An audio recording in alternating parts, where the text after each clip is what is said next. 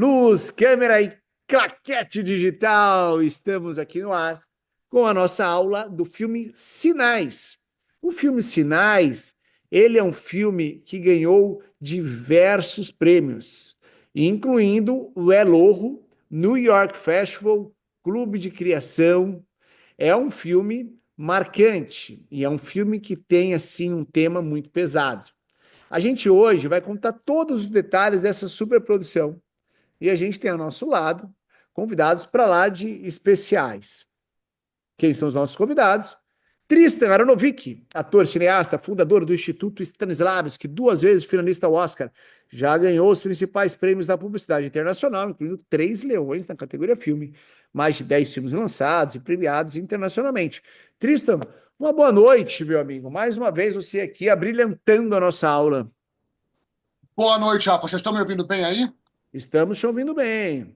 Maravilha. Pessoal, vamos falar bastante hoje sobre a performance. Tem um aspecto muito curioso nesse filme, que quem está aqui tem interesse em dirigir ou atores certamente vão querer entender um pouco melhor, que é o fato de trabalhar com 2 atores veteranos maravilhosos, que é o Hermano e a Paola, porém com uma atriz mirim, né? Uma garotinha que tinha, nem me lembro a idade dela, acho que ela devia ter talvez 6 anos, 7 anos, não sei, talvez até menos, e era um tema muito denso, né? Um tema muito complexo, e então tem toda uma particularidade trabalhar com uma criança numa situação assim. A gente vai poder conversar sobre isso hoje, mas antes de entrar nesse bate-papo, agora que o Rafa está fazendo essas introduções, apresentando a galera, ele geralmente não fala dele próprio nas introduções, então eu queria só falar para a galera que já está aqui, como a configuração do Zoom é um pouco diferente do Google Meet, eu não estou vendo todo mundo que está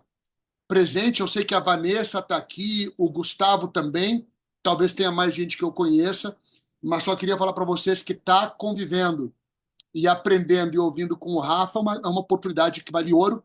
Tá? Esse cara com toda essa simplicidade, né? Acessibilidade, ele é acessível, né? É um dos nossos diretores de publicidade mais premiados de todos os tempos. Né? O cara é um monstro da publicidade, né? Um geninho da publicidade. Não é publicidade, eu sempre acho que o Rafa vai além, é do audiovisual, de contação, histórias, e parabéns por esse projeto, que o Rafa não ganha nenhum centavo, mas ele faz de modo altruísta para ajudar e fortalecer a comunidade. É o tipo de coisa que acho que ele e eu queríamos ter encontrado lá atrás, quando a gente estava começando também e não existia, e aí ele decidiu hoje fazer isso, criar isso para dar essa oportunidade para vocês. Então, Rafa, em nome de todo mundo que está participando, parabéns e obrigado mais uma vez. E galera, aproveitem tudo que ele tiver para passar para vocês. Oh, muito obrigado, meu amigo. Os elogios e as palavras são mesmo você, um mestre ali na arte da interpretação, foi meu professor, ainda é meu professor. Muito bem. E a gente tem aqui também com a gente o próximo convidado. Pula, Paola, que a Paola não está aí, né? Acho que a Paola só entra às 20 horas, se eu não me engano. Ela tinha um evento. Temos Herman Tirini. Ele é um ator argentino com mais de 15 anos de experiência na atuação, começando em publicidade, depois participando de séries, filmes e teatro na Argentina e outros países. Ele trabalhou em diversos projetos da Argentina, Chile, Uruguai, Brasil e fez publicidade nos Estados Unidos e na Europa. Participou de filmes que ganharam os principais prêmios internacionais da publicidade e já fez alguns filmes junto comigo. O Herman a gente se conhece desde 2019 ou 18, alguma coisa assim. Fizemos alguns trabalhos juntos e é um ator que eu adoro, excelente. Boa noite, German. Seja bem-vindo. Calma aí que seu áudio está desligado. Sua câmera está do lado ao contrário aí. O Herman tá de ponta cabeça para mim. Para vocês também? Para mim também. Hola Germán, ¿me escuchas? No, no, no te escuchamos. Puedes, Perdón, ¿ahora? bueno, ¿Ahora? y ahora sí, pero puedes girar tu cámara, no te vemos bien. ¿Así? Ahora sí, Aê! gracias. Perdón. No, ¿qué eso? ¿Ahí? Yo no veo nada, no los veo ahí, ¿eh? Sim, Herman. Boa noite, Ahora Herman. sí. Seja Ahora sí. bem-vindo. Obrigado por sus palabras. Muy obrigado. Un placer para mí trabajar con Rafa, con Paola, con Tristán, con una menina, Joana. Yo, Joana, 7 años y una estrella de ahí de Brasil. Futura estrella. Muy obrigado por su palabra y muy contento de haber ya trabajado 2 veces con ustedes. Este último fue muy, sí, muy fuerte tema. Eh, para mí también fue muy fuerte la escena. En un momento pensé sacar de mi cabeza lo que estaba, cuál era la situación y decir, bueno, solamente tengo que entrar, abrir la puerta y entrar, porque cuando entraba en la situación, todo es como muy fuerte y muy, por un lado muy fuerte y por otro lado contento de poder estar en el proyecto y que eso pueda ayudar a meninos, a crianças, que pueda ayudar, eso me reconforta. Eh, Nada, un tema de bueno, nada, muy delicado. Yo tengo dos meninas, se me pone la piel de gallina de solo pensar eso. Eh, y el trabajo con muy bom, eh, es muy fácil con você, con Tristan. Tristan me dice, como falar, trabalhamos cada escena, cada por parte, lo vamos trabajando y muy fácil trabajar con Tristan y con Rafa. ¿Me entiende, Claro, ma? irmão. Muito Que eu obrigado. falo? Não, obrigado, eu estou obrigado. Pessoal, vamos agora fazer o seguinte: vamos dar uma olhada no filme, né? Porque a gente está falando aqui do filme, mas a gente tem que assistir ele. Então, assistam aí, a gente vai dar um play, tá bom? Eu?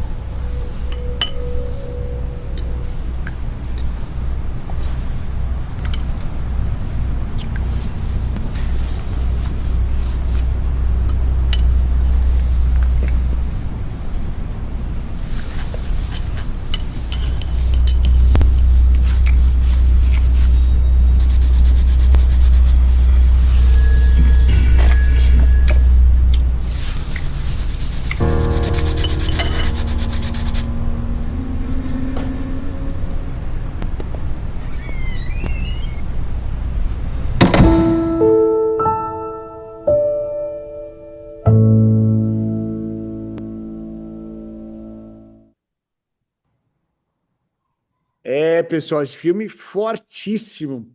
Uma mensagem que é muito triste, mas é importante ser passada, né?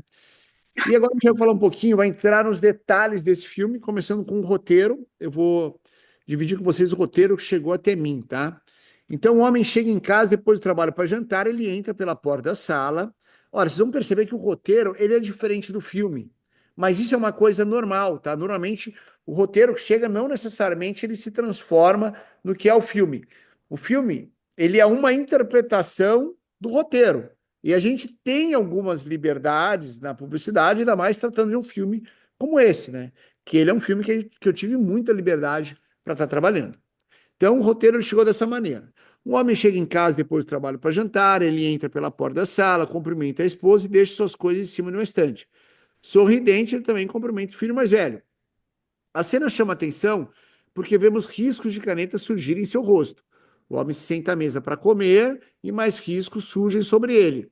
O homem se serve, conversa com a esposa, a sogra, o filho, enquanto um grande emaranhado de riscos surge por cima dele, somente em cima dele. A câmera passeia pela mesa de jantar, vemos o desenho de uma criança. Do ponto de vista da criança, vemos suas mãos desenharem o homem e rabiscá-lo com muita raiva. Entre a letra criança e adolescentes denunciam com sinais. Você denuncia por uma ligação. Bom, para vocês verem o que era o roteiro e o que ele se tornou. Qual que é a grande mudança, que é a grande alteração que teve, tá? Eu entendi que esse filme ele poderia acontecer todo na mesa de jantar, que essa coisa do pai chegando depois do trabalho, tal. Primeiro, eu acho que é deixar o filme muito longo, tá? Que a gente teria que colocar outras cenas ali e iria perder a potência. Eu pensei, vamos fazer tudo na mesa de jantar e vamos resolver tudo ali nessa situação. E a cena da criança, que antes ela fazia o desenho em cima da mesa, a gente levou para o quarto, né? Porque ela está fazendo esses riscos ali, a forma como eu entendi, num lugar que ela se sente protegida, né? Eu não sei se ela faria esses riscos na frente do pai ali, o padrasto, quem é o agressor dela, né? Então, essas são as alterações que a gente fez aqui em cima do filme. Então, eu recebi esse roteiro e o filme ficou daquela maneira. Vamos seguir aqui, por favor, Gi? Ó, pessoal, uma coisa importante, tá? Quem tiver dúvida, ou quiser fazer pergunta, ou quiser fazer algum comentário, pode levantar a mão e a gente vai fazendo, tá? Não precisa deixar chegar no final, não. Tá bom? Então, perguntas, comentários, dúvidas, só apontar, tá? Bom, a gente também tem aqui um trechinho do making off, para vocês verem ali os bastidores, como é que foi a gravação, tá? Vou colocar aqui para vocês.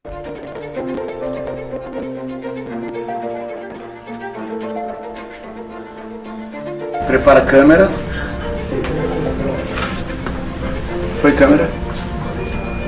E ação!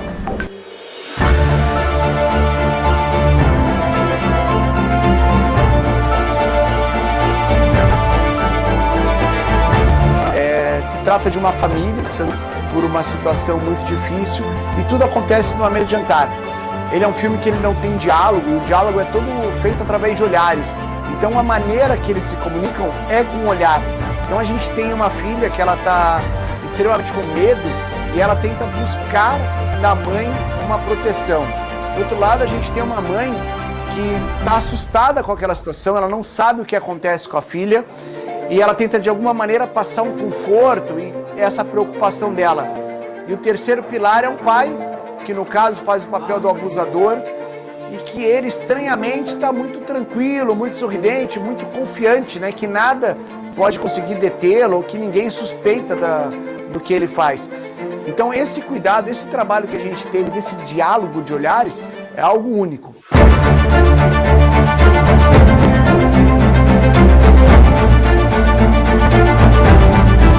A gente não sabe exatamente o que está rolando no filme, até que o pai entra e a gente percebe que a menininha está rabiscando no desenho da família o rosto do pai.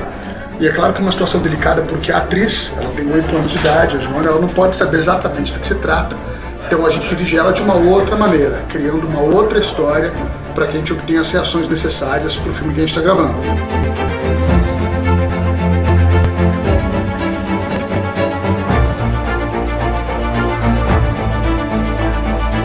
Interessante acompanhar esse processo para entender o tom certo de cada act, cada momentinho. Tá super divertido participar, apesar do tema ser um tema um tanto quanto pesado.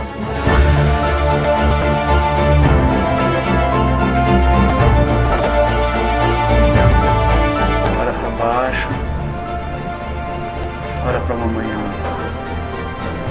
Eu quero que você olhe pro dedo agora, mas olha bem disfarçado, tá? Não quero que ninguém perceba que você tá olhando.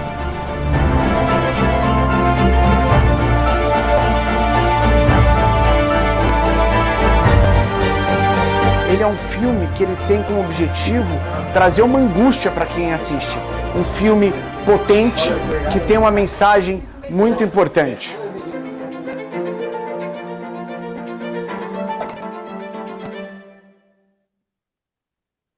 Bom, pessoal, esse aqui foi um pouco dos bastidores ali, né, para vocês acompanharem como é que foi a nossa diária de gravação. E agora a gente vai adentrar um pouco mais a parte de produção do filme. Vamos lá, as fotinhas, né, dos bastidores ali que vocês viram, a nossa atriz Joana. Bom, falando um pouco aqui da parte de produção, a primeira coisa que a gente vai dar uma olhada é na locação. A locação era importantíssima, porque ela precisava trazer esse clima para o filme. Pode passar aí, por favor, Gi? E eu gosto muito dessa casa, porque ela tem esse tom mais amadeirado, mais antigo, né? Então, acho que ela funcionava muito bem para o nosso filme. E a direção de arte aqui, nesse filme feito pelo Cusack, ela foi primorosa, porque se vocês olharem como é que é a sala, olha como é que ela ficou, né? A gente teve assim, papel de parede que a gente colocou em todas as paredes, o quadro, a mesa também a gente alterou. Então, a gente trouxe aqui esse clima que a gente queria trazer, era esse clima mais amadeirado, que de certa maneira ele tem um ar mais aconchegante, né? Noturno, assim, soturno. Isso era uma coisa importante para a gente trazer para o filme. A gente tinha aqui um mood, isso aqui é um mood, pessoal, ó, só para falar para vocês, isso aqui é a nossa PPM que a gente está apresentando. Então, quando a gente começa a fazer a concepção artística do filme, a gente vai atrás de referências, tá? Então, essa foi a pesquisa que foi feita, onde a gente tinha essa referência da mesa de jantar, né? Tem um filme até que se repete aqui, que ele foi a nossa referência de fotografia, né? Então, a fotografia que a gente tem ela é bem parecida com essa. E aqui mais enquadramentos. Por se tratar de um filme que não tinha muito movimento de câmera, era mais um recorte de enquadramentos, a gente precisava ter várias opções.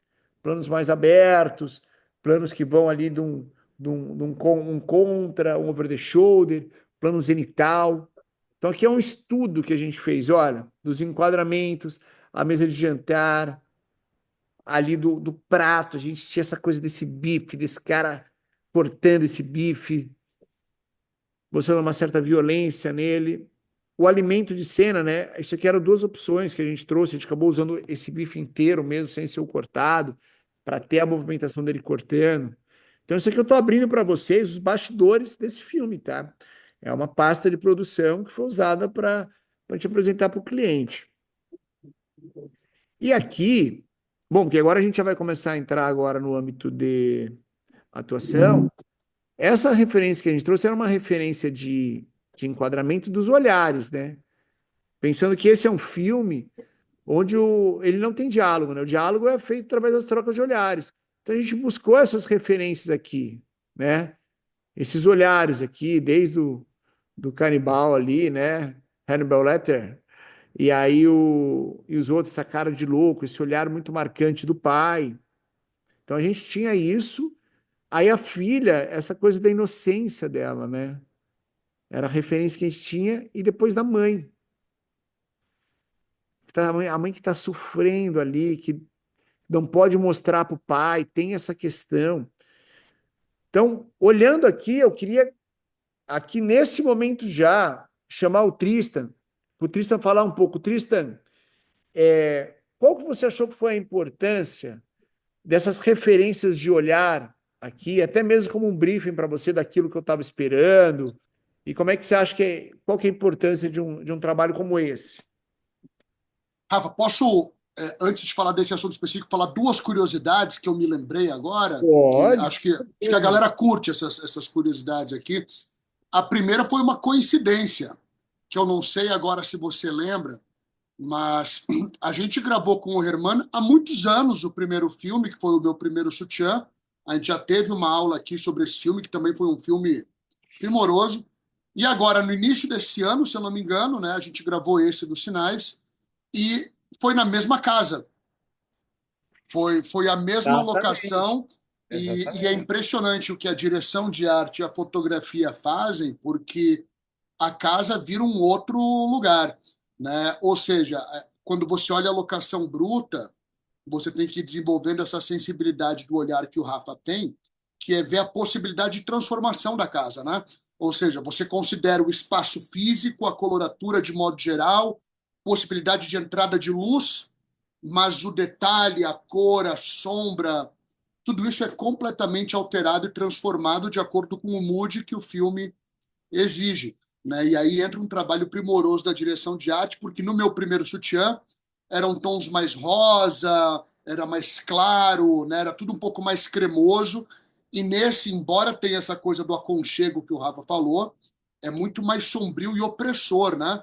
A coisa da madeira e com a baixa iluminação também passa essa opressão. Então a mesma locação aí se prestou coincidentemente para o Herman, que veio da Argentina gravar conosco, 2 vezes, 2 lugares diferentes, mas a mesma locação. E, e a outra coisa, que eu acho que é um assunto que a gente já vai abordar também, é com relação à criança, eu não sei se você lembra que a gente teve que reescalar a criança basicamente um dia antes da gravação, né? Trabalhar e dirigir crianças é uma habilidade à parte, né? Se eu não me engano, o Rafael Furtado entrou aqui na sala, eu não estou vendo, mas em algum momento apareceu para mim. O Rafa também trabalha com atores, xará do Rafa Dami, né? Também agencia atores e sabe do que eu estou falando. Assim, trabalhar com criança, cara, existe um aspecto de trabalhar com criança que é muito parecido com o aspecto de trabalhar com bichinhos em cinema ou em publicidade, né? Tem uma imprevisibilidade com a qual você sempre tem que lidar o tempo todo. Então, você está filmando com um cachorrinho, com um gato, não sei o quê, você só consegue ter controle até certo ponto, né? Com uma criança muito novinha, como era o caso dessa atriz, é igual, né? Você só consegue predeterminar o que vai acontecer até certo ponto, né? Você tem que se munir de ferramentas para cuidar de tudo, mas tem que estar preparado para imprevistos. E a gente escolheu uma garota, ela era muito novinha, a gente foi fazer um ensaio na Santeria Coloca a foto dela, Gi. A gente tem a menina que tá lá. A gente até tinha separado aqui, mas pode continuar, Tristan, desculpa aí, só e para. a gente Quem que tinha, a era, né? gente tinha escolhido uma garota que tinha um visual muito bom, né? No videozinho dela de apresentação estava legal, né? Mas ela era muito, muito, muito novinha. E quando ela chegou para ensaiar, não, acho que não, era essa menina, nem me lembro Era mais. essa Era daí. essa. É. Quando ela chegou para ensaiar, mesmo usando uma série de técnicas e ferramentas, ela ficou muito tímida.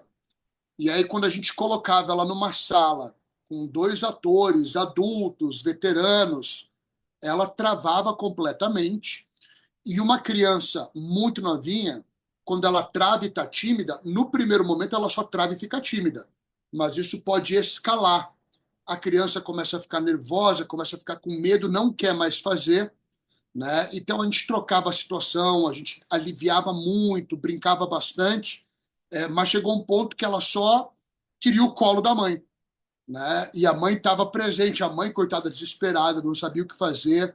Daí a gente conversava, brincava, aliviava a situação, mas no fim, quando a gente tentou, acho que depois de umas 2 horas, eu fui conversar com o Rafa e falei, Rafa, a gente está aqui nesse ensaio, né?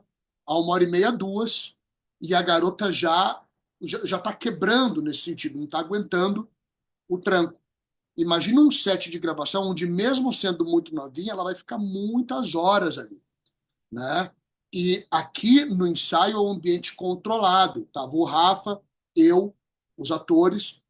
Você imagina num set que tem às vezes 80, 90 ou 100 pessoas, aí a garota vai travar completamente. Então a gente conversou e viu que realmente ela não ia conseguir dar conta do processo. E não pelo peso da história, porque, de novo, a criança nem sabe qual é a história, né? Mas pelo processo, que gravar não é a coisa mais fácil do mundo, né? E aí, ainda bem que a gente tinha no bolso essa outra garota, né? E ela veio e mandou muito bem.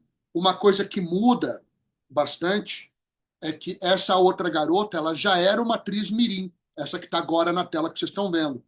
Então, embora ela tivesse pouca experiência, não tem nem como ter muita experiência com essa idade, mas ela já sabia um pouco como funcionava gravar. Sabia que tinha que repetir, repetir, repetir, que ia ter bastante gente, e estava tranquila. É claro que você tem que pegar muito levinho, tem que fazer uma série de alterações e ajustes, mas ela segurou assim, do início ao fim, não deu trabalho, ela entendia tudo, era uma garota, tinha uma capacidade, uma inteligência enorme para a idade dela. E então só queria colocar essas 2 curiosidades da locação e da atriz, porque quem está aqui porque quer trabalhar com isso, né?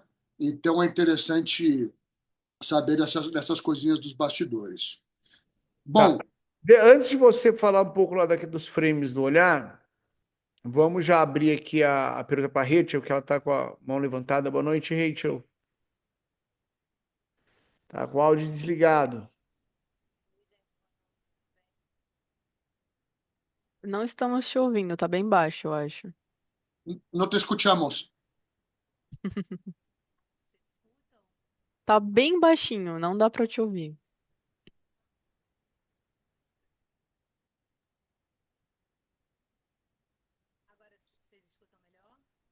Dá pra ouvir, tipo, isso aqui, assim, não dá. Tem um lugarzinho de chat que dê para escrever a pergunta no É, se Zoom? você quiser escrever no chat aqui, e aí eu leio. Aí qualquer coisa tira Tinha o. uma pergunta Opa, grande, agora assim. foi. Ah, veio. Ah, Agora foi. pro Tristan, né? Na verdade, o Rafa conhece um pouco essa história, né? Eu tinha ido fazer um teste em São Paulo e eu fui tomar um café com uma amiga minha, que é a Fernanda, que, né, fez figurino desse filme. E aí ela perguntou: quem fez o seu teste? Eu falei: o diretor tal. Ela falou: não, cara, você tem que conhecer um diretor chamado Rafa Dami. Ele tem uns trabalhos que são muito incríveis, que você vai se identificar muito com o trabalho dele. Aí começou a me contar sobre esse filme. E nisso que ela estava me falando do Rafa, ela começou a me falar do Tristan. Ela falou: olha, e tinha um preparador de elenco lá que ele fez um trabalho com a criança que eu nunca vi nada parecido na minha vida. Aí eu falei: Tristan Aronovich? Aí ela falou: eu falei: cara, eu tinha conhecido o Tristan há muito pouco tempo, assim, já tinha assistido umas duas, três aulas lá do Instituto Stanislavski, né? Nem era da mentoria, né? Era aquelas aulas gratuitas, né, que vocês tinham. E ela me falou com essas palavras: eu nunca vi nada parecido de um produtor, né, de um preparador de elenco fazer o que ele fez com aquela criança. Aí eu queria saber de você e o Rafa como é que foi isso, porque assim o filme foi tão marcante para ela que ela me indicou vocês, né? E isso ficou na minha cabeça e foi o primeiro filme de vocês que eu vi. E o Tristan falou que acha que foi no começo desse ano, não foi não, porque isso rolou ano passado. Foi o ano passado. Foi o ano passado. Ah, Foi é tanto meados. filme que eu já estou misturando tudo, cara. Então, foi meados do ano passado, mais ou menos, que eu lembro que eu encontrei com ela. Então, vocês devem ter filmado talvez próximo ao meio do ano. Eu não sei se estava muito recente a filmagem, mas talvez estivesse, porque ela estava muito com isso na cabeça. E ela me falou muito do Rafa e muito de você. E você eu já conhecia, por um acaso, que eu tinha assistido mais aulas do Instituto, né? Já te admirava bastante. E aí, quando ela falou isso, eu falei: cara, é o Tristan, né? E aí eu queria saber, ela falou alguma coisa assim do tipo que você falava para a menina que a comida era ruim, para ela sentir gosto ruim da comida. Não tinha um lance assim, porque ela obviamente não sabia, né, o que exatamente, né, o tema. E aí eu queria saber assim, como é que foi isso? Vamos lá. Rafa, você quer falar do olhar e volta para a pergunta da Rachel, ou já aborda isso, fala do olhar depois? Vamos da Rachel, depois a gente vai pro olhar. Tá. Rachel, bom, primeiro, obrigado pelas palavras aí, em meu nome, em nome do Rafa também. É muito bom saber que o trabalho tem uma repercussão positiva, né? O Rafa é minha arma secreta e eu sou a arma secreta dele. A gente se complementa ali. Tinha a ver com comida sim, não era isso exatamente, não era do gosto amargo, até porque quando eu falava com a menina, eu geralmente sussurrava, ficava pertinho dela, né, para ter certeza que a mensagem chegasse. Mas agora que vocês já assistiram o filme, vocês sabem que se trata de um filme de abuso, né? Então, essa garota, ela morre de medo, tá apavorada com o pai, e o pai está abusando dela, né? E o problema é que a criança muitas vezes não tem nem a cognição ainda para falar, para expressar aquilo, nem para ter a certeza, peraí, tem algo errado ou não tem algo errado? E tem uma questão em psicologia muito comum que é da culpa, que muitas vezes a criança ela se sente culpada quando está rolando uma coisa de abuso. É muito louco isso. Não sei se alguém já ouviu falar dessa questão, mas a criança acha que ela está fazendo algo errado, ou que ela tem que ser punida, e não sei mais o quê, né? Então, é muito complexo. E claro que para uma garotinha não tem como falar nada disso, nada. Então, eu me lembro que o que eu fiquei fazendo com ela, e daí tem até um pouco a ver com o que o Rafa já falou dos olhares, né? eu tive que descobrir junto com ela uma história que impactasse muito ela e que criasse essa sensação de, meu Deus, ninguém pode saber, ninguém pode descobrir. Será que eu fiz besteira? Será que eu vou sofrer mais, mas sem dar esse cunho de sofrimento? E eu descobri que a atriz, ela era meio comilona, ela gostava de comer e tudo mais, né? E aí eu comecei a conversar com ela sobre qual seria a comida ou o doce ou a sobremesa favorita do pai. E aí ela foi escolhendo, porque tinha que ser algo que fosse um gatilho para ela, né? E ela adorava doce, não sei mais o quê. Eu não me lembro mais qual foi o doce específico, mas vamos supor que seja, sei lá, um mousse de chocolate, né? Aí ela escolheu que o pai mais gostava era um mousse de chocolate. E que nos últimos dias todos, antes do pai chegar do trabalho, ela, escondida, ia até a geladeira, porque ela adorava mousse também, roubava o mousse do pai e comia. E até agora tinha dado muita sorte. O pai não tinha descoberto que ela estava comendo o mousse. Ele às vezes ficava meio bravo, gritava na casa, pô, pegaram meu mousse, mas não sabia que era ela. Mas hoje, no dia da gravação, ela tinha certeza que o pai ia descobrir que ela estava pegando esse mousse, né? Então eu trabalhava com ela o tempo todo assim, ó, daqui a pouquinho vai ter a sobremesa. Daqui a pouco, ou a sua mãe ou seu pai vão levantar para buscar a sobremesa na geladeira. E o que que você fez? E ela, eu comi. Eu falei, e não é a primeira vez que você comeu. Hoje, será que ele vai descobrir? Ela, vai. Eu acho que hoje ele vai perceber que eu comi esse mousse de chocolate. Eu não me lembro se era mousse. E aí eu trabalhava isso com ela. Falei assim, será que você consegue, que nem o Rafa falou, né, de disfarçar? Acho que no vídeo do making off ele estava falando de disfarçar. Falei, será que você consegue fazer alguma coisa? Olha para baixo para ele nem pensar em você, para ele não desconfiar de nada. Será que vai dar tempo de você sair correndo na mesa de jantar antes de eles irem buscar a sobremesa? Cada vez que o pai olhava para a comida ou fatiava a carne, ele falava assim, olha, ele está acabando o prato. Já já vai ser hora dele pegar essa sobremesa. Então, aí a gente criava uma coisa que cada pequeno gesto do pai, para ela estava chegando mais perto da hora de descobrir que ela tinha roubado essa sobremesa, né? E aí é uma coisa divertida porque isso não fere ali o emocional da criança, é uma travessura, né? Que ela está fazendo sem grandes repercussões, mas parece assim, ai meu Deus, ele não pode descobrir, eu peguei o mousse e agora ele me olhou. Será que ele vai dar bronca agora? E a mãe, porque ela tinha que trocar alguns olhares com a mãe também. Mas eu não podia nunca falar para ela, olha, é um olhar que você está pedindo ajuda, pedindo socorro. Não. Eu falava assim, ó, será que a mãe já descobriu? Será que a mãe vai ficar do seu lado? Ou será que ela vai te dar castigo e não vai comprar mousse mais para você agora por mais uma semana? Não sei. Então, quando você olhar para sua mãe, tenta descobrir se a mãe sabe, tem algum sinal que ela está te dando, que daí a gente entra nos olhares, que ela falava assim, né? Então, olha, cuidado, não encara muito, não olha muito. Se você chamar atenção para você, lascou. Você vai se denunciar, né? Então, a gente foi trabalhando com uma história paralela do mousse, ou do doce qualquer que a gente tenha escolhido, mas que provocava a mesma fisicalidade, a mesma ação que a gente precisava. É claro que na hora, cada vez que eu falava isso, ela fazia, e depois ela dava risada, porque era uma travessura. E aí eu confio 100% no Rafa, né? No trabalho de fotografia que foi primoroso, né? Porque para ela era leve. Né? Assim, ai, peguei o mousse de novo. Agora é hora de disfarçar. Ele vai te olhar. E se ele te olhar, eu brincava com ela, será que tem um pouco ainda de chocolate na boca? E se ele vê?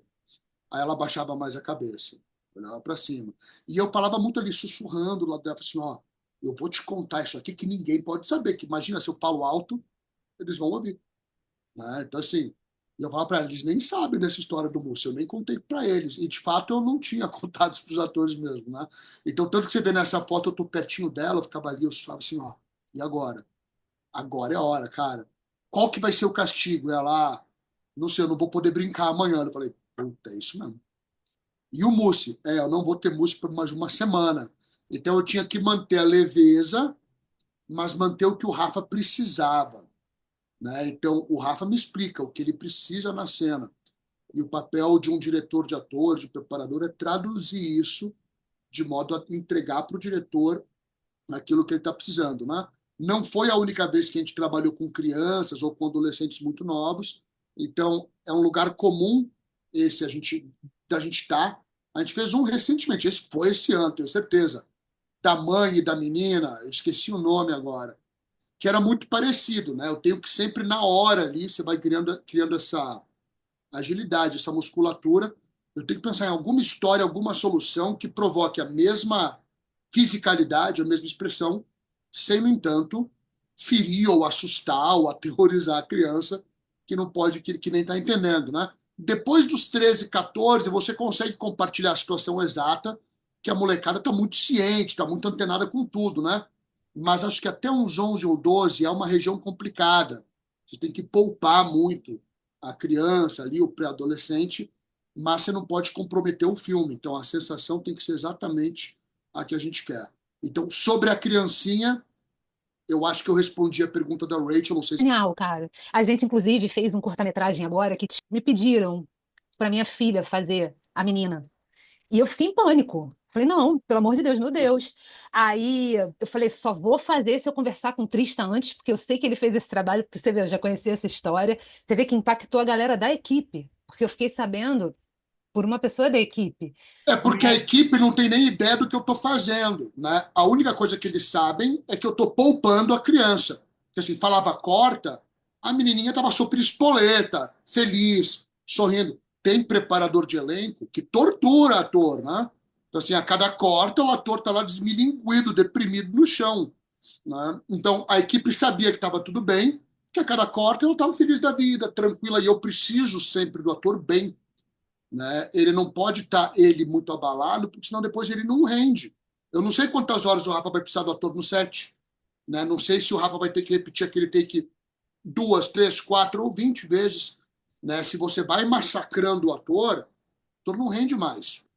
Então você tem que usar essas ferramentas de imaginação e de criatividade para ir obtendo as reações necessárias.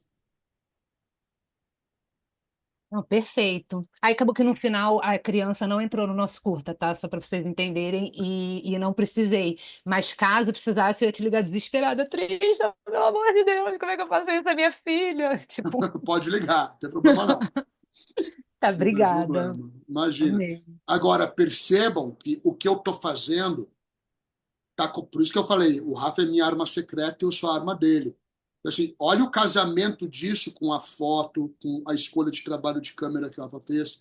Tem coisas sutis. Vocês viram que o pai, por exemplo, o Rafa enquadra ele quase que a maioria das vezes num contra-plongé sutil, né?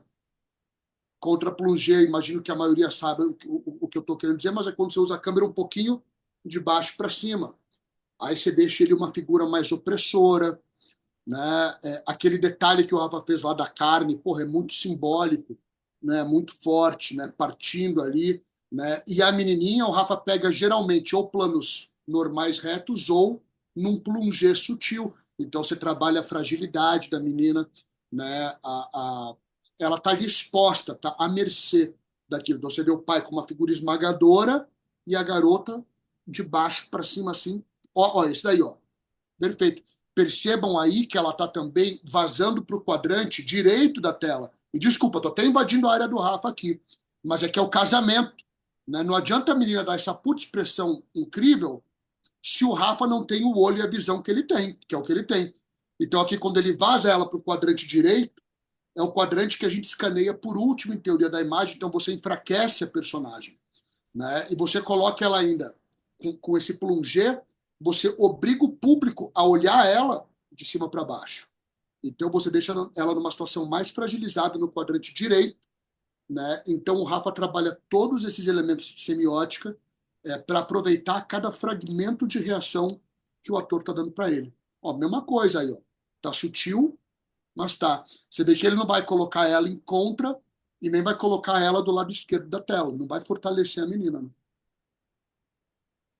Não, e o Rafa foi tão genial nesse enquadramento do pai, por exemplo, porque o ator estava falando aqui e eu falei, não, não é a mesma pessoa. É, Tipo, não é. Cara, porque esse pai não, é muito cara, não, estiloso, bem não parecido esse adianta. ator. Não adianta você ter atores incríveis se o diretor não tem a sensibilidade que o Rafa tem, né? Então, assim, o Rafa pega isso que o ator está dando e ele consegue transformar nisso, né? Aí eu vou trabalhar feliz com o Rafa porque eu sei, o que eu der, ele vai saber fazer. E ele gosta de trabalhar comigo porque ele sabe que ele vai fazer um negócio e eu vou dar aquilo que ele precisa. Aí casa e fica isso que você está vendo. Exatamente, essa parte, por isso que a parceria funciona. Tristan, queria aproveitar aqui esse momento, já que a gente está falando do Herman, queria que você fizesse uma dinâmica com o Herman agora, falando um pouco para ele o que que você falou na hora da direção. Você já contou como é que foi aqui todo o processo seu de direção ali com a Joana, que é a atriz mirim, mas eu queria saber agora com o Herman. O que que você passou para ele? Qual técnica você utilizou? Se tinha monólogo interno, uma coisa que você usa muito, se não tinha. Me conta aí, até troca um bate-bola com o Herman aí para a gente entender essa dinâmica. Vamos lá. Bom, o Herman e a Paola são atores muito fáceis de se trabalhar, né, gente? São dois monstros maravilhosos, né? Tem uma puta bagagem, uma puta experiência, né? Então, são atores que você dá um pouco de estímulo e eles já conseguem fazer muito com aquele pouco de estímulo. Nem sempre em publicidade a gente tem a chance de trabalhar com atores assim, né? Porque às vezes o cliente quer um perfil muito específico e a gente tem que ali fazer milagre com o ator que a gente tem na mão. Eu e Rafa, a gente já passou muito por isso também, de estar com um ator que não rendia muito, tinha que ficar espremendo, tirando um pouquinho para o ator soltar algo, né? No caso do Herman e da Paola, é o oposto. No ensaio eles já estavam maravilhosos. Se tivesse gravando aquele ensaio, já rolava, né? Então esse filme, desde as referências que o Rafa passou, até o mood que vocês viram, o roteiro que vocês viram, é um filme sem diálogos. Então o ator não vai poder se esconder atrás de nenhuma fala. É tudo na expressão, é tudo no olhar, tudo na máscara, né? E se eu falar para um ator fazer uma cara X, Y, Z, vai ficar terrível, porque o ator vai tentar moldar a máscara e vai ficar ridículo, vai ficar uma coisa clownesca ou novelesca, né? Então, em nenhum momento eu pedia para o Herman, nem para a Paola, faz uma cara de medo, ou faz uma cara... Não, né? A gente conversava, o Rafa falou muito bem, o Rafa daqui a pouco nunca não vai nem mais me chamar para o set, porque ele já sabe todo o vocabulário técnico.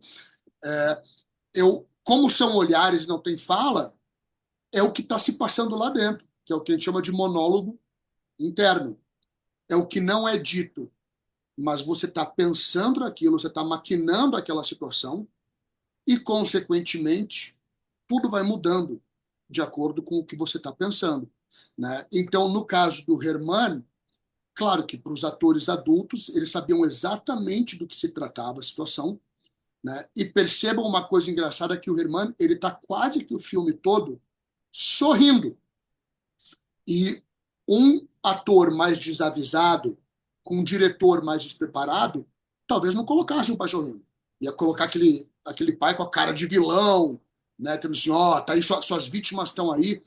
Mas a gente trabalhava o tempo todo uma coisa assim, ó, o que você está fazendo, talvez na tua cabeça não tenha nada de errado. Para você tá ok. Porém, você sabe que a sociedade vai te condenar. E por que que eu estou falando isso, gente? Porque nenhum vilão se acha vilão, né? É muito raro isso. Então, o vilão, quando ele pode estar fazendo uma atrocidade, ele, na cabeça dele, acha aquilo normal, né? Para explicar uma coisa aqui interessante do que eu usei com o Herman, e Rafa, você me poda se eu me empolgar muito aqui, tá? Por Eu favor. acho que só é importante ter essa troca com o Herman. Com o Você Herman, ele eu acho que em vez de tá? vamos dar uma dinâmica um pouco Vamos diferente. fazer. E aí, eu me lembro que eu trabalhei com uma ONG há um tempo atrás que fazia um trabalho muito louco no interior, no sertão nordestino, porque havia dezenas e dezenas e dezenas de vilarejos e cidades no sertão nordestino onde era normal e aceito culturalmente que os pais iniciassem as filhas sexualmente. Era uma coisa de honra da família. Era normal. Não, minha filha, ela vai perder a virgindade comigo, que sou pai. É algo muito importante, então eu vou prepará-la para o mundo. Olha que coisa louca, né? Então os caras têm toda uma justificativa cultural ali para que isso seja aceitável. Aí a mãe aceita, a filha vai ficar traumatizada para o resto da vida, mas aceita, né? Então assim, você cria máculas naquelas pessoas gigantescas e o pai está lá bonitão, né? Não, eu só estou cumprindo o meu papel de educador, de pai, estou ensinando, estou educando minha filha, né? Então eu falava para o Hermano, eu não estou vendo o Hermano, mas ele está aqui com a gente, né? Deixa eu ver Tá aqui. Ah, tá ali o Hermano. Agora ele apareceu pequenininho. Então eu conversava com o Hermano. Hermano, ninguém pode descobrir o que você está fazendo. Você é um pai maravilhoso, um pai excelente, né? Então, assim, tá tudo perfeito. Família margarina, né? Você pode, às vezes, estranhar o jeito que a tua esposa está olhando para você, mas se você confrontar, aí você se denuncia também, né? Então, vamos trabalhar você, tudo que você estiver imaginando e pensando. Eu acho que a Paola entrou. Olha, tô vendo. Paola, Apareceu ali para mim. Paola está na sala. Hello. Oi, pessoal. oi, Paola, boa Boa noite. noite. Tudo bem, Rafa? Boa noite, claquetters. Claquetters. Hola, Paola, Né? ¿cómo Então, estás? com o Herman, era o oposto. Nunca era Oi, assim, irmã. olha. Desculpa, nem respondi, desculpa. Tudo bem, Hola, parceiro? Olá, tudo que bom? tal? Tudo Tudo e bom? você? Tudo bom. O Herman, compreendes todo lo que hablo? Ou... Bastante, bastante, sí, sí, bastante comprendo. Sí, sí. Bien, bien. Lo que falamos, sí, comprendo bastante. E, Eu estou em Aruba, aqui em Aruba, perdão, não, desculpa, pero hay mucho ruido. sem Tengo un problemas. problema con la llave, estoy en Aruba. Eita, ficou trancado para fora. No, problemas do ao vivo. Então, com o Herman, era sempre isso. Não tem nada acontecendo, deixa esse jantar normal, tranquiliza todo mundo, né? E as únicas coisas que eram assim, ó, a sua sobremesa tá depois, né? Que é aquela cena cruel em que ele entra no quarto, que é uma cena brutal, né? Quando a porta fecha atrás do pai. Então, com o Herman e com a Paola também. Era tudo ali monólogo interno, não tinha fala, não tinha nada, era uma troca de expressões, era uma troca de olhares, né? Então, a gente trabalhava isso o tempo todo. E é claro que o monólogo interno de um ajuda demais o monólogo interno do outro, né? Porque, vejam, por exemplo, a Paola é uma atriz gigantesca, né?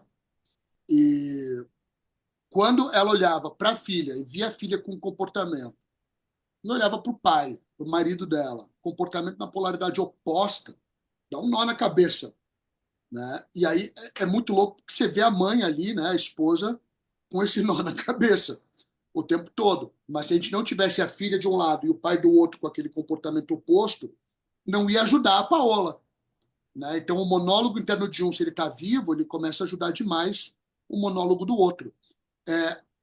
Rafa, aproveitando que a Paola está aqui, eu sei que ela tem um horário limitado.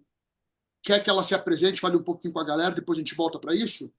Vamos só pegar aqui, como a gente estava falando do Herman,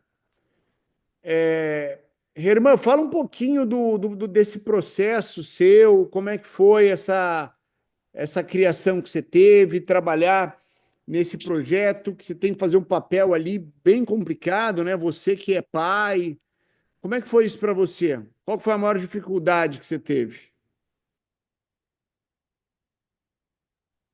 Uau, Germán, no te escuchamos. Ahora sí. Ahora sí. Ahora sí, perdón. Sí, sí, fue muy complicado, muy difícil entrar en la situación. Por momentos como que me conmovía demasiado y ahí trataba de salir, trataba de salir de eso y simplemente actuar normal, tratar de actuar normal, pensando en otra cosa, digamos, no, ya te digo, cuando abría la habitación y cuando entraba, como, bueno, ahí estaba Tristán, que lo veía a Tristán, entonces me relajaba un poco. Pero fue, sí, un proceso difícil, creo que más difícil que el anterior.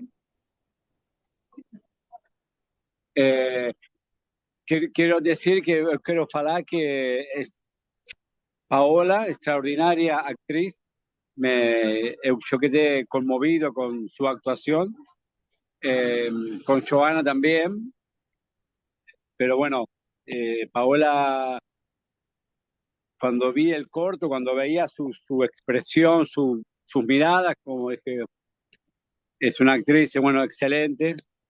No la conocía yo. Y en cuanto, bueno, nada, mi proceso, eso, bueno, lo que dijo Tristán, ¿no? Todo el monólogo interno, normal, comer normal, estaba todo bien.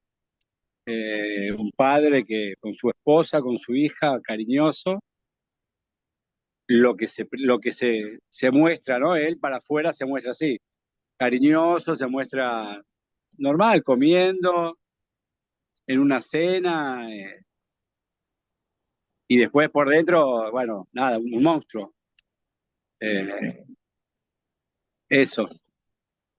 Em, y bueno, como siempre fue muy bueno muy buena perdón, la química que hay con Tristán, que yo lo entiendo muy bien y él me expresa o sabe expresarse conmigo muy bien y, y hay como un entendimiento de lo que requiere la escena y bueno, yo trato de hacerlo mejor, no sé cómo se verá para afuera, pero bueno, a mí me ayuda mucho eso. Muito obrigado, Herman.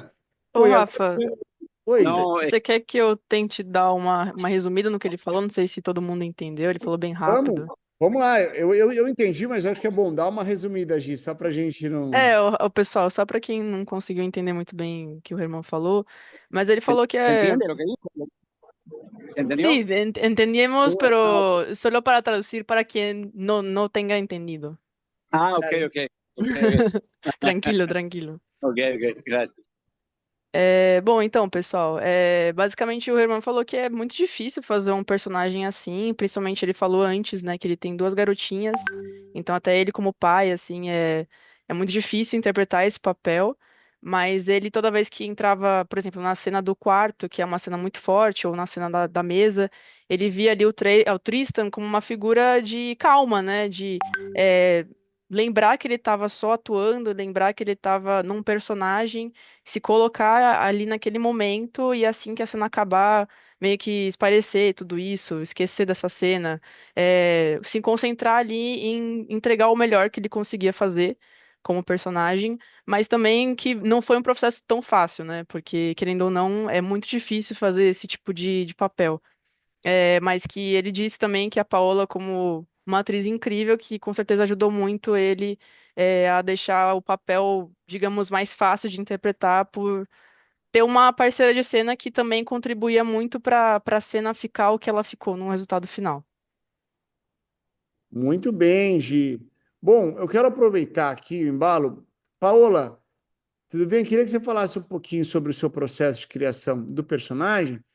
E aproveitando, dando uma deixa aqui de uma coisa que a Gi falou, que é o seguinte, é que quando o papel é tão pesado, né, quando a situação é tão complicada, se isso interfere alguma coisa para o personagem, se isso, por exemplo, interferiu para você com esse personagem. A gente ouve muito falar daquela história do Heath Ledger, né, que teve, quando o Coringa, acho que mais um conto aí, né, que tem, mas queria saber de você um pouco, se quando o papel é muito pesado, se isso te aflige de alguma maneira. Rafa, eu consigo hoje separar muito bem, né? Eu já fiz muitas cenas pesadas. Fiz uma cena de estupro, do qual eu ganhei o prêmio de melhor atriz, né, na Roma, Itália. Então, assim, no começo eu me deixava levar, mas depois de um tempo você aprende a separar muito bem quando você tem uma equipe muito boa ao seu redor, né? Irmã, faço meus elogios a você agora. Quando você tem um parceiro de cena que te ajuda, né, a conduzir tudo com muito respeito, com muito, né, com muito carinho. O Tristan fez uma preparação excelente, então a gente soube entrar na emoção com facilidade na hora que você, né, dirigia a gente, falava, olha, eu quero isso, a gente já entendia o que você queria, por ter rolado antes, né, uma preparação. Então a gente sabia as camadas que a gente precisava. A minha personagem foi um tanto quanto desafiador, porque era uma situação muito sutil, né? É, falar sem palavras é muito difícil, né? Então a gente tinha é, pouquíssimos gestos e muito olhar. E a minha personagem não tinha 100% de certeza do que estava acontecendo. Aquele instinto materno me dizia que algo estava errado com a minha filha.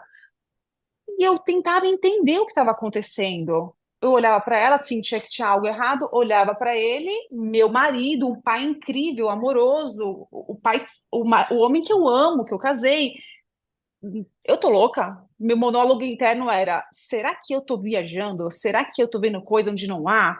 Porque é uma situação tão devastadora passar por isso, que eu acho que acontece também o processo de negação para quem está passando por isso. Quem tem um problema em casa desse tamanho, eu acho que a primeira coisa é negar. Não, jamais na minha casa vai acontecer isso, não. Não pode ser. Então, foi muito, era muito sutil. Eu tinha que falar com olhares de uma maneira muito sutil, e eu tentava falar comigo mesmo ao mesmo tempo, tentar manter a calma. Mas foi muito fácil trabalhar com essa equipe inteira, porque assim, todo mundo, desde o começo, muito profissional.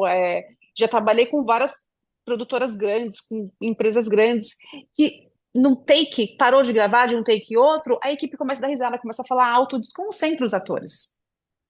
E o Herman é um doce, ele na vida real ele é um doce, né? E eu olhava para ele comendo aquela carne, eu queria matar ele. Eu queria ele fazer uma cara de cínico. E eu sou mãe, né? Eu tenho um filho de 15 anos, então me doía muito imaginar que aquilo poderia ser real e muitas crianças passam por isso. E ao mesmo tempo a Joana brincava muito entre os takes, né? Porque ela não fazia ideia o que estava acontecendo no filme. Então, eu, como atriz metódica, eu sempre tento ficar na minha personagem o tempo inteiro, do começo ao fim. Mas, ao mesmo tempo, a Joana queria brincar entre as cenas, né? Então, eu ficava naquela balança interna, tipo, brincava com ela um pouco, mas super concentrada aqui, né? Porque eu não sabia até onde precisava. Porque se você, Rafa, a diretora, vira para mim e fala, chora, eu vou ter que chorar. Né? E a gente não é uma máquina, a gente tem que criar aquela emoção e vir aos poucos. Então eu não podia ficar brincando com a Joana o tempo todo. E, e é isso. Eu respondi tudo o que precisava. Tá ótimo. Muito obrigado. Nosso papo só tá começando. Você consegue ficar com a gente mais um tempinho? Consigo, consigo. Quando eu Ah, falar que preciso ir, eu dou um toque. tá bom. Ô, Rafa, uma coisa E legal. Oi. Desculpa, só ia fazer um comentário do que a Pá falou. Que se você pega atores que não estão muito trabalhados, que a Paola e o Herman são atores estupendos, né? Se você fala pro ator que é tudo com expressão no olhar, bicho, lascou. Se é um cara que vem de uma tradição mais teatralzona ou mais de novela mexicana, você fala de expressão, cara, acabou o filme. Vão ser aquelas caras e bocas terríveis, né? E você vê que o Herman e a Paola e a garota. Eu tô na dúvida se é Joana ou Giovana, a Eu acho menininha. que é Joana. Eu Joana? acho que era Joana, que era A Joana Dark. Giovana é da Claquete, é Gil. Ah, então Joana, né? Então você vê que eles conseguem passar uma intensidade brutal nas expressões sem em nenhum momento exagerar e não ser clichê, né? Eu dirigi muitos filmes e recentemente eu dirigi um que era um ator que quando tinha um monólogo interno, cara, tinha que falar para ele não pensar, porque quando é sério, era um nível de manipulação facial que eu falava, cara, que é isso? Como é que eu resolvo um negócio desse, né? Então, e é um cuidado que você tem que ter desde o casting, desde os atores que você trabalha, e frisando, eu já falei isso várias vezes, Eu volto a falar como é bom ter um diretor como o Rafa, que mesmo trabalhando em publicidade, que é uma indústria muito rápida, é um diretor que gosta de ter esse cuidado com a performance, né? Porque, cara, vendo vários diretores de publicidade, você vê que a maioria às vezes não tem nem tempo, não dá, não cuida. Ó, faz aí, solta aí. Não é o caso do Rafa. Então, ele permite que a gente possa trabalhar, né? O que é uma delícia e faz toda a diferença, como vocês estão vendo nesses filmes, né? Pô, maravilha, Tristan. Gustavo, contigo, meu parceiro, faça sua pergunta. Valeu, Rafa. Boa noite, pessoal. Boa noite, Tristan, Rafa, Gi, irmã, Paola. Boa noite, galera da sala. A minha dúvida, ela é em relação, é mais burocrática, assim. Até antes de falar a dúvida, eu achei muito interessante esse lance da criança, né? Porque me arremeteu muito àquela polêmica do Cidade de Deus, né? Cidade de Deus tem um núcleo bem forte de criança. E aí eu lembrei daquela cena que o moleque, muito pequeno, assim, um molequezinho mesmo, uma cara, criança, sei lá, menos de 10 anos, a cena que ele leva o tiro no pé, né? E aí depois, eu não sei se isso é real, isso aí é mais eu ouvi pelas avenidas da vida do que de fato eu vi em algum lugar, mas parece que eu sei que eles usaram Fátima Toledo nessa produção e que, se eu não me engano, falaram pra criança que parece que a mãe dele tinha morrido e tal. A cena é muito forte, velho, é muito foda. Eu lembro quando eu assisti, eu falei, caralho, what the fuck, essa criança é muito foda, mas enfim, me remeteu essa lembrança e o quão delicado você tem que ser com crianças, né? Porque às vezes não sei se a cena vale o trauma, né? Mas como que funciona burocraticamente trabalhar com criança em relação a alvará, a questão, enfim, permitiva, né, de você conseguir trabalhar com uma criança? Tanto em questão de fato burocrática, mas em questão de tempos, tem algum limite de tempo ali para trabalhar com criança? Porque não sei, né? De repente, eu lembro que eu tava vendo o behind the scenes de Harry Potter e parecia que eles tinham um tempo limite para gravar porque tava lidando com criança e tal, tinha escola e afins, mas não sei, né? Enfim, é isso. Ah, boa, Gustavo. Eu vou falar da parte burocrática, depois o Tristan pode falar um pouco dessa questão. Acho que talvez ele até conheça essa história da Cidade de Deus. Bom, trabalhar com crianças, você tem ali algumas normas e regras específicas. A primeira coisa que você precisa ter é um alvará, tá? Que é assinado por um juiz para liberar a criança para trabalhar, né? Porque é um trabalho infantil. Isso é uma coisa importante a gente ter esse pensamento. Então, tem toda uma burocracia que é feita, tanto que quando a gente tem um prazo muito curto, a gente nem coloca criança no filme. Porque esse alvará demora para sair algo em torno de 12 dias, tá? Às vezes até. Então tem essa questão do alvará, você só pode gravar com esse alvará do juiz. Uma outra questão é que criança não pode gravar de madrugada. Criança tem horário para gravar, tá? Eu acho que não lembro agora, mas não é uma, é assim, pode ser ou de manhã ou à tarde, e tal. Passou das 8 horas, coisas assim, a criança não pode gravar, não pode fazer uma noturna com criança. E tem um horário limite para a criança ficar no set, é um horário menor do que o dos outros atores, tá? Então tem todo um cuidado realmente burocrático para se trabalhar com uma criança. É um set que ele é um set bem diferente, especial. Agora, Tristan, se quiser pontuar alguma coisa em relação aí a essa história do Cidade de Deus, se você conhecia, algum cuidado para trabalhar com criança. Com a criança, só acrescentando ao que o Rafa falou, o responsável tem que estar junto o tempo todo também, né? Além de todas essas questões que ela falou, tem que ter lá mãe, pais, o responsável legal precisa estar junto. E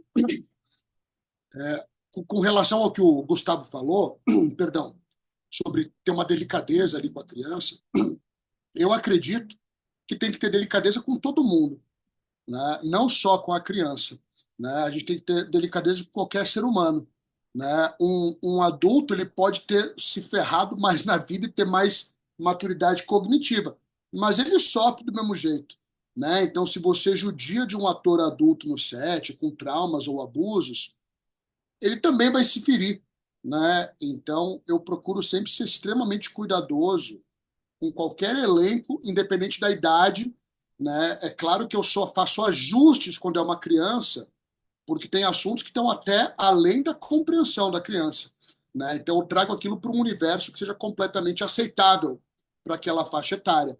Mas o cuidado é o mesmo, né? Eu já dirigi a Paola em peça de teatro, em seriado, já trabalhei 1000 vezes com a Paola, ela sabe do que eu estou falando. Eu nunca vou desrespeitar um ator, nunca vou invadir nenhum tipo de trauma ou questão pessoal.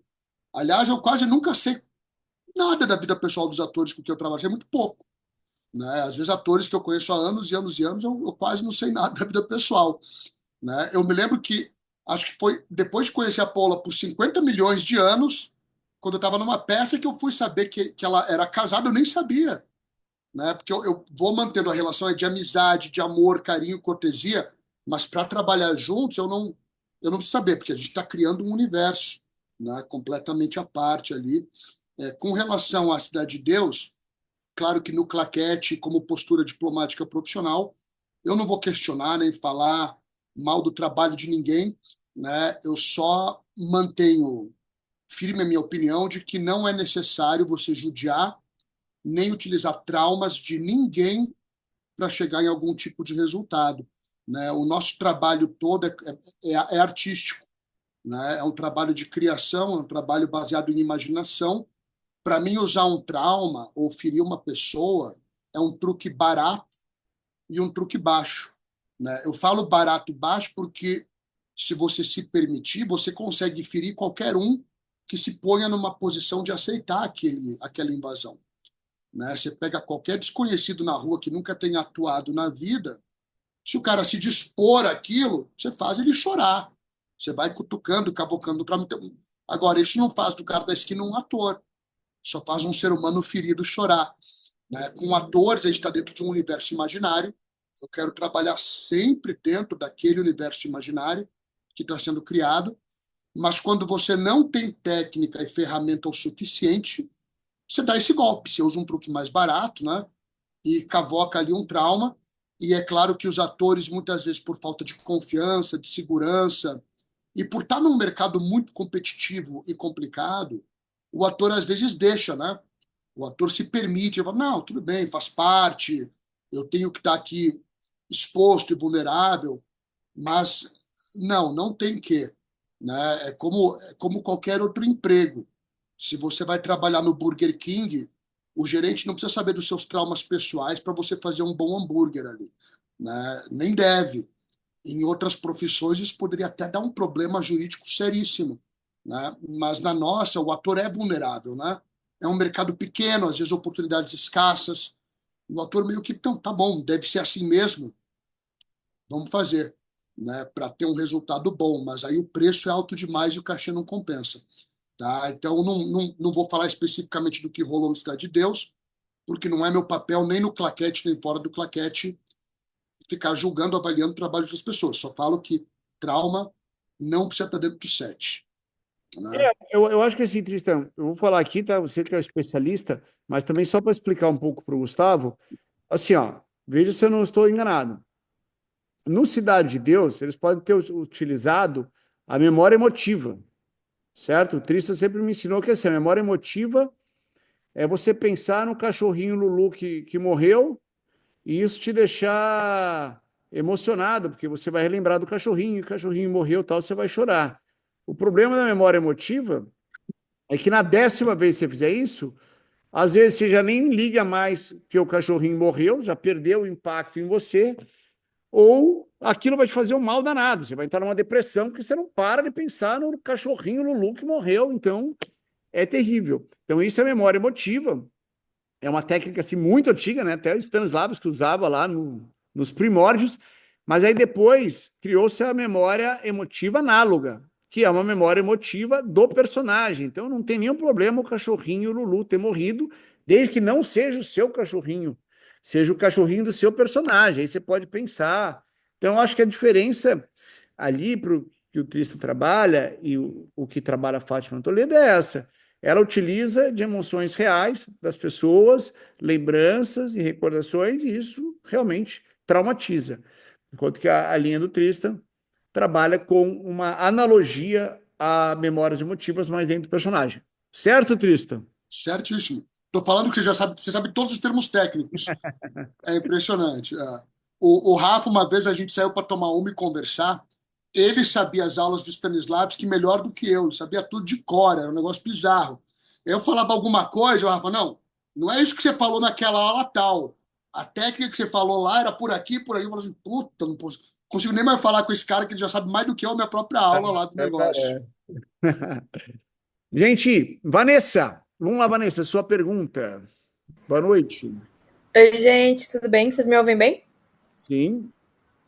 Eu sei que o tempo na publicidade é diferente, né, de outras coisas no audiovisual, tudo mais rápido. E a minha dúvida é um pouco mais abrangente, com questão de ensaio e preparação. Acontece sempre, acontece dependendo do cliente, dependendo do acting, em que momento a gente define isso, quem que define, como que funciona. E eu vou aproveitar para fazer uma segunda pergunta. É a primeira aula de vocês que eu assisto, porque eu tinha aula antes, mas agora eu estou liberada e vou poder assistir no ao vivo. Mas fica gravado em outro lugar? Eu consigo assistir as que eu já perdi? Eram essas minhas perguntas. Maravilha. Bom, seja bem-vinda. A gente tem um canal do YouTube, tá? Onde as aulas estão todas lá, todas as aulas que foram apresentadas. E a partir de janeiro, a gente está lançando a nossa plataforma, tá? Do Claquete Digital. Vai ser uma plataforma tipo um Netflix da vida. Você vai lá ter o seu nome de usuário, com acesso, tudo é gratuito, não vai cobrar nada, mas o legal dessa plataforma é que vai ter as aulas lá, e após as aulas vai ter uma provinha para você responder, para ver se você prestou atenção e tal. Vai ter material complementar. Então, por exemplo, todo esse material que a gente está apresentando aqui, na plataforma você vai poder baixar lá o PDF da pasta de produção, a ordem do dia, né? E tudo mais. Aí, aproveitando aqui, ó, sigam o nosso Instagram, quem não segue ainda, Claquete Digital, e quem quiser bater uma fotinho aqui, tirar um print, colocar lá.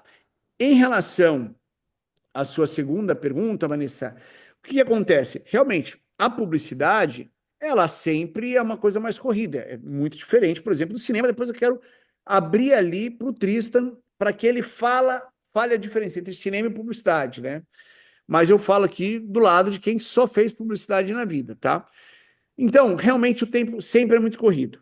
Em alguns casos específicos, onde eu entendo que a interpretação está entre um dos pontos cardeais do filme, como era esse caso, eu já me programei para ter o quê? Duas coisas que eu peguei. Um grande elenco, tanto que eu trouxe a Paola, que é uma grande atriz, e trouxe o Herman, que vem da Argentina fazer esse filme. E a gente conseguiu um dia de ensaio. Então, além da gravação, a gente teve um dia de preparação. Então, o Tristan ficou lá, eu acho que 4 horas, por aí, preparando para que essa cena acontecesse. Então, assim, em alguns casos bem específicos, não é sempre que a gente consegue, tá? Como esse, por exemplo, que o filme precisava disso, a gente faz uma preparação.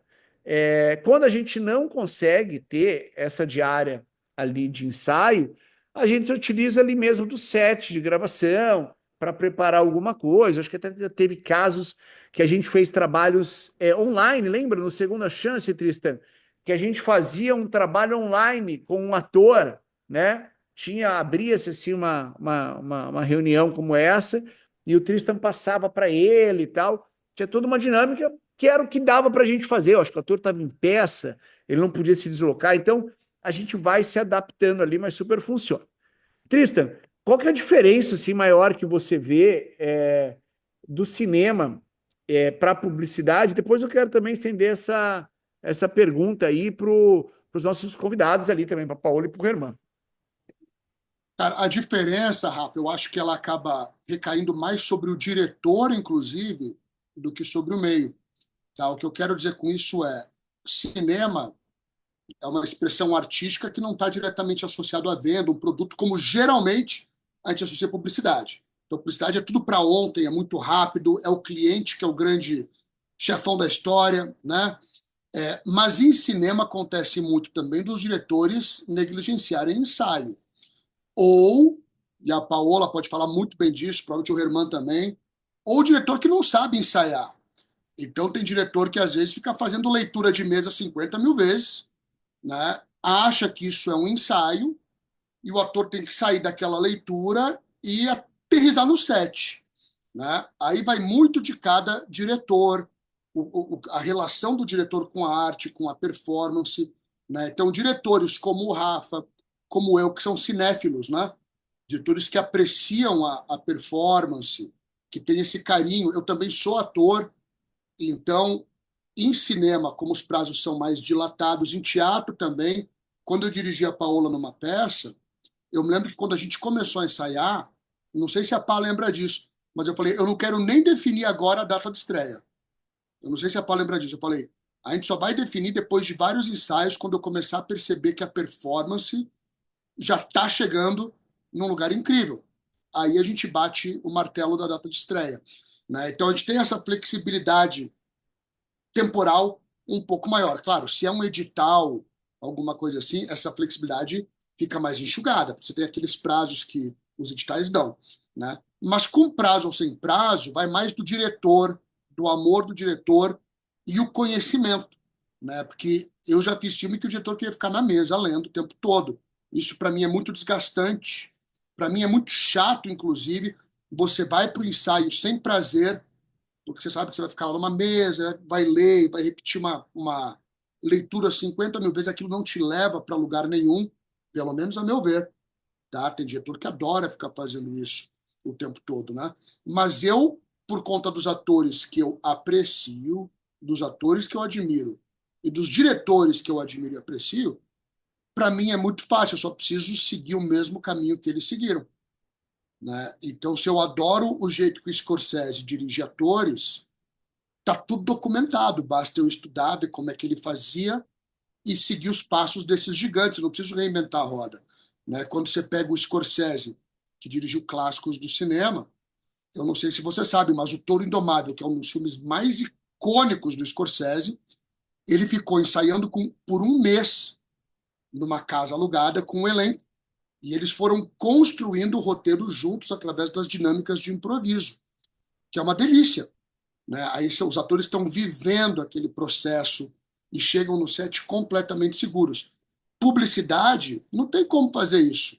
O cara da marca XYZ, ele quer esse filme pronto ontem, né? Então aí vai de você ter atores muito bons quando a performance é essencial, atores muito bons, uma preparação muito direta ao ponto, muito eficaz. Em nenhuma preparação que eu fiz com o Rafa, a gente usava o roteiro, né?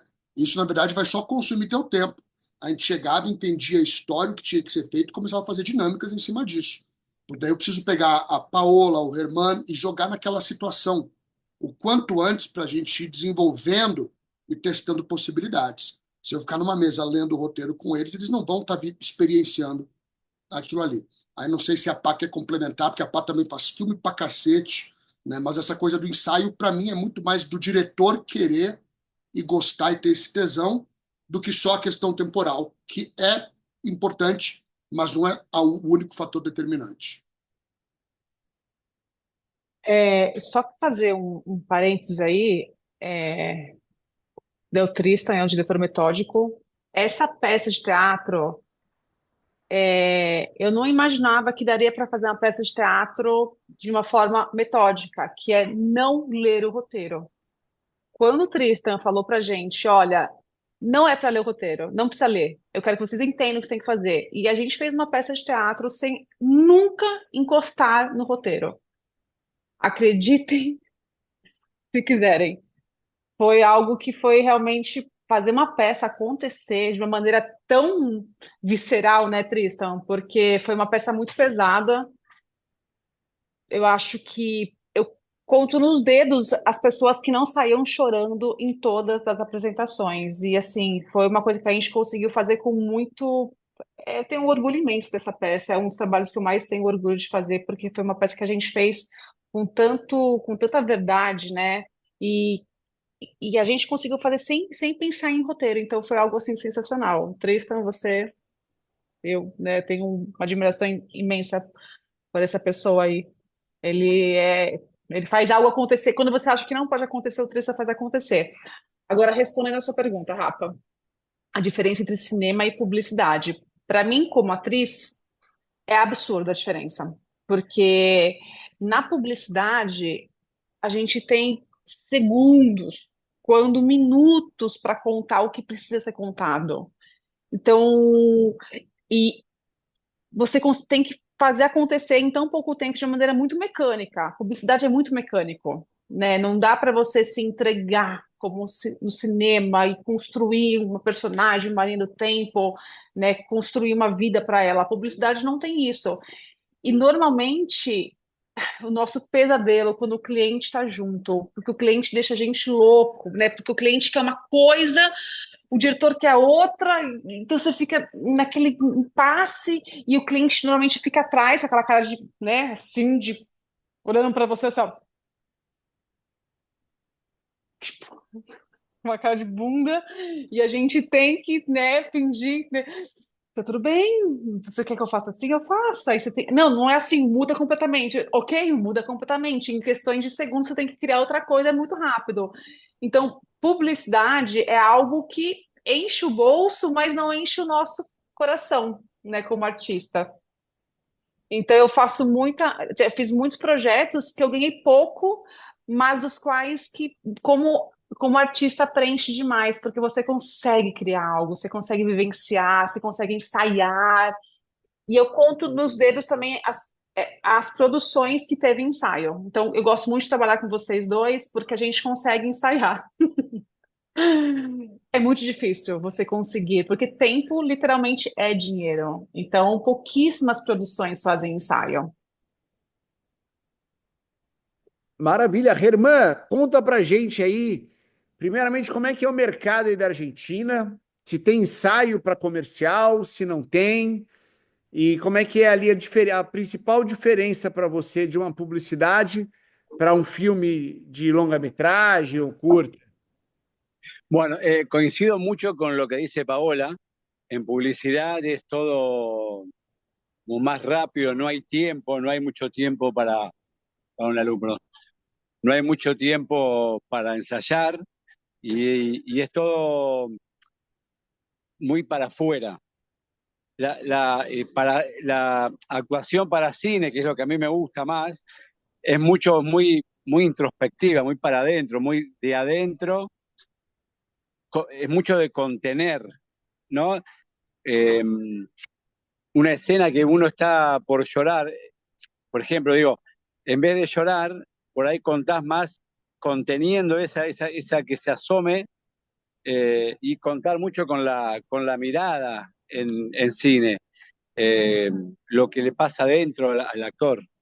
Eh, en publicidad no, en publicidad es todo más para afuera, no hay tiempo de ensayar, no hay tiempo mucho de conocerse con tu compañero, con tu compañera, y en cine a veces sí, a veces se puede ensayar y generas un vínculo. Si yo tengo que hacer la escena con Paola, que ella es mi esposa, y llego al set y hola, y recién ni nos conocemos, y tenemos que hacer que tenemos un vínculo, es como más difícil. En cambio, después de haber ensayado, de conocerse un poco más, es que como que se genera ese vínculo donde uno puede actuar un poco más libremente. Nada, y es más lindo y a veces hay más tiempo para ensayar, a veces no. Pero bueno, básicamente coincido mucho lo que explicó Paola, eso es la diferencia entre cine y publicidad. Ah, muito obrigado, Herman. Gi, quer fazer aí o translator aí, Gi? Claro. Então, pessoal, para quem também não entendeu o que o Herman falou, eu vou explicar rapidamente. Perdón, que tengo que Não, Não, tranquilo, tranquilo. mas fala aí, Gi. eu É, quisiera falar. mas então, pessoal, ele concordou muito com o que a Paula disse, né, de ter um pouco mais de liberdade quando você faz alguma peça para o cinema. Porque justamente tem mais tempo, eles podem se preparar para o personagem, criar toda uma história por trás, poder conhecer o parceiro de cena, isso acaba criando, querendo ou não, mais química entre os personagens fazendo a cena. Ele também tem uma certa preferência por fazer cinema também. Mas assim, eu acho que se eu puder também fazer um comentário sobre os comentários deles, e juntando com o que o Tristan falou, eu acho que é justamente por isso que os dois foram escolhidos, né, para fazer um papel assim, por eles já terem isso muito muito preparado dentro deles. Então, já terem muita bagagem, eles tinham isso muito mais fácil, porque, como eles explicaram, na publicidade você tem que estar ali pronto. O seu olhar tem que estar ali pronto, praticamente. Você não vai ter meses e meses para preparar aquele olhar do jeito que você vai querer fazer ele. Então, eles terem já isso muito dentro deles, muito bem preparado também pelo Tristan, que tira muito do potencial do ator para fora, com certeza ajudou, né? Foi basicamente isso que ele falou. Mucho, mucho. Tristan ayuda mucho, a mí personalmente me ayudó mucho en la actuación. No hubiera sido, creo que ya lo dije antes, pero es verdad lo que digo, no es para quedar bien. No hubiera sido lo mismo mi actuación si no hubiese tenido el coaching, el apoyo y la ayuda de Tristán. Perfeito. Realmente, o Tristan é demais. Pessoal, estamos chegando aqui ao final da nossa aula e também estamos chegando ao final desse bloco de aulas que a gente teve sobre bastidores de filmes premiados que eu dirigi, tá? Então, esse aqui é o último é a última aula dessa série. Se você quiser assistir as outras aulas dessa série, bastidores de filme premiado, a gente tem lá no nosso canal do YouTube, e também o ano que vem vai estar na plataforma, só que no canal tem lá. Essa é a última aula do ano. Semana que vem a gente tem um clube de criação, né? Que as inscrições a gente abre amanhã. É um grupo limitado, né? Seleto de 10 pessoas, porque tem muita participação, apresentando projetos e tudo mais, tá bom? Então, quero agradecer muito a vocês por todas essas aulas que a gente teve esse ano, né? Eu acho que a gente já estamos no 5º mês, Gi, por aí, né? Por aí. A gente começou em agosto. Em agosto, assim, são diversas aulas. Mais. A gente começou ali todas as quintas-feiras, agora a gente mudou a cada 15 dias, porque a gente agora também tem um clube de criação. Voltamos, então, com as nossas aulas. O ano que vem, fiquem atentos no grupo do WhatsApp, que tem novidade por aí, e tem um clube de criação semana que vem. Muito obrigado a todos, e vamos encerrar nossa aula como se encerra um 7. Tá bom? Quem tá Rachel tá levantando a mão aí? Rafa, você não ia falar sobre o presente? Ah, não. A Gi falou que é para esperar. O presente vai ser falado durante essa semana, né, Gi? Que tem uma surpresa e um presente. Um mega presente. Não é um pequeno presente, é um mega presente. Fiquem atentos no grupo de WhatsApp que vai ter um presentão que o Claquete Digital vai dar para você. Pessoal, então vamos encerrar nossa aula. Vou ficar aqui na ansiedade, mas tudo bem. Não, mas valeu. Como se encerra todos os sets com uma salva de palmas. Muito obrigado, pessoal. Valeu. Feliz Natal, feliz Ano Novo aí, hein? Tchau, tchau.